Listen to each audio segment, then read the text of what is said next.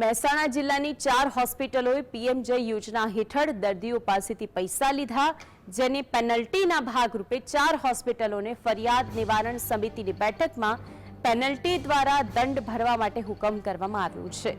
કડીની ભાગ્યોદય hospital, જેને રૂપિયા 1.10 લાખની પેનલ્ટી, લાયન્સ હોસ્પિટલ મહેસાણા કે જેને રૂપિયા 65,435ની પેનલ્ટી, નૂતન જનરલ હોસ્પિટલ 45,850ની પેનલ્ટી, શંકુઝ હોસ્પિટલ 6,500ની પેનલ્ટી.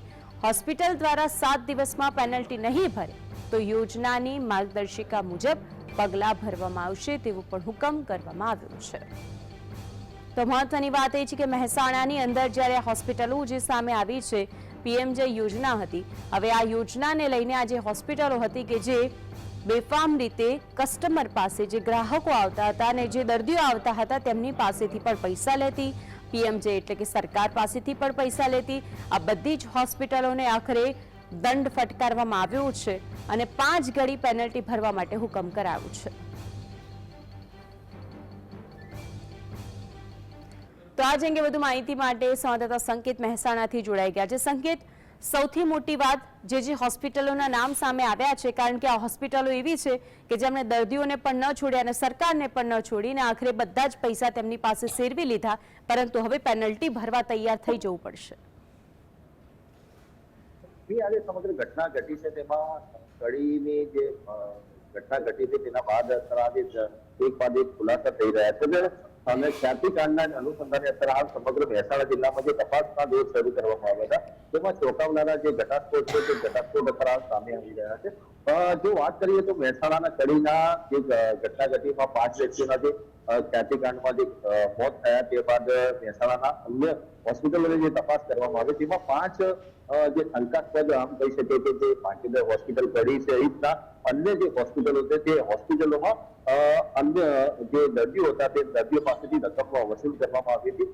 પીએમજેવાય યોજના અંતર્ગત જે દર્દીઓ છે તે દર્દીઓને જો વાત કરીએ તો દર્દીઓને જે રકમ આપવાની હોય છે તે રકમ ડાયરેક્ટ સરકાર દ્વારા જે તે હોસ્પિટલના જમા થતી હોય છે. જે રકમ જે તજવીજ થતી હોય છે તે તજવીજમાં તેમને જે હોસ્પિટલ છે તેમને દર્દીઓ પાસેથી પણ રકમ વસૂલ કરી હતી અને સાથે સાથે જે ઘટના સામે આવી તેમાં અન્ય હોસ્પિટલો પણ જવાબદાર હોય તેવું અત્યારે સામે આવ્યું છે.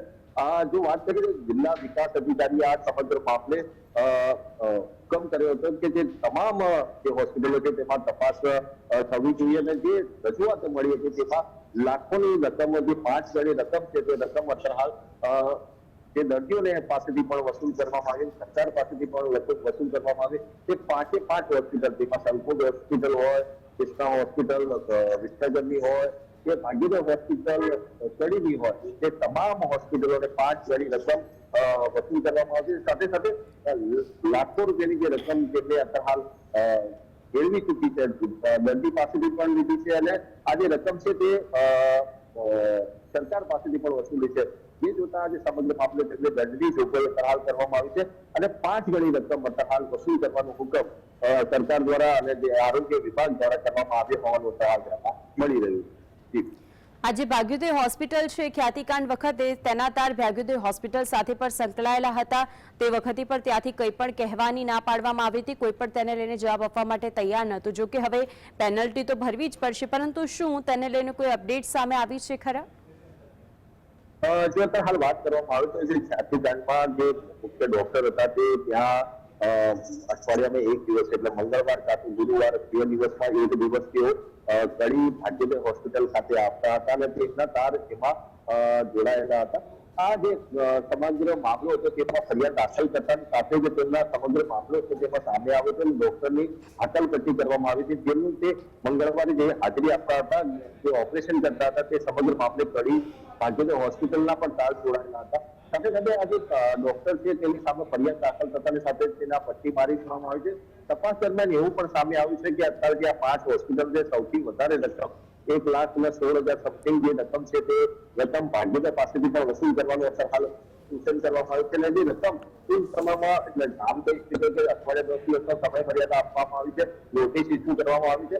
જે રીતે આવનારા સમયમાં તમામ હોસ્પિટલો સાથે સાથે હોસ્પિટલને પણ આ રકમ પરત આપવી પડશે અને ફરજના ભાગ સ્વરૂપે તેની દંડની રકમ વસૂલ કરવામાં આવી રહી છે. જે જોતા આવનારા સમયમાં આ ન થાય તે બાબતે દાખલો બેસાડવાનો જે પ્રયાસ આરોગ્ય વિભાગે કર્યો છે. જે જોતા આવનારા સમયમાં આ રકમ તમામે રકમ પરત લેવામાં આવશે તેવું તરફ જાણવા મળી રહ્યું છે. સૌથી વધારે કઈ હોસ્પિટલ છે કે જેને 5 ગણી પેનલ્ટીનો દંડ ફટકારવામાં આવ્યો હોય અને તેની દંડની રકમ પણ મોટી હોય અને તેને લઈને હોસ્પિટલનું કંઈ કહેવું સામે આવ્યું હોય? જો તપાસ દરમિયાન આ જે સમગ્ર મામલો હતો તેમાં આરોગ્ય વિભાગ દ્વારા જે જુદી હોસ્પિટલોમાં તપાસ કરવામાં આવી હતી, જેની રજૂઆત મળી હતી તે દર્દીઓ પણ આરોગ્ય વિભાગને જાણ કરવામાં આવી હતી કે જે આ જે રકમ છે તે સરકાર પાસેથી પણ વસૂલ કરવામાં આવશે, અમારા ખાતામાંથી પણ જે છે તેમના પાસેથી લેવામાં આવી છે. એલકેન પ્રકારે જે ભાડું આપવાનું હોય છે તે દવા કરવા સહિતની દર્દીને જે પરત રકમ આપવાની હોય છે તે રકમ પણ એ લોકો નથી આપી, ઉલટાનું અમને થોડી દીધા હતા. એ ફરિયાદો જે ઉઠી હતી તેના અનુસંધાને આજે સમગ્ર મામલે છે તે તપાસ શરૂ કરવામાં આવી છે અને તપાસ શરૂ કરતાની સાથે જ 5 એટલે આમ કહી શકીએ કે 10 એક હોસ્પિટલોના નામ સામે આવ્યા હતા, પરંતુ 5 જે હોસ્પિટલો છે તેમાં શંકાસ્પદ ચોક્કસથી તેમની જે નજર હતી તે પોતાની લાલચ હોય એવું હતાશપદ દેખાયું હતું. દર્દી પાસેથી પણ રકમ વસૂલ કરવામાં આવી હતી અને સરકાર પાસેથી પણ રકમ વસૂલ કરવામાં આવી હતી. તેમાં સૌથી મોટી રકમ હાલ ગણીની ગાંધીનગર હોસ્પિટલ પાસેથી વસૂલ કરવાનું હાલ નક્કી કરવામાં આવ્યું છે. સાથે સાથે સંકુચ વોટર પાર્કની જે સંકુચ હોસ્પિટલ છે તેમાં પણ આ રકમ વસૂલ કરવાનું નક્કી કરાયું છે.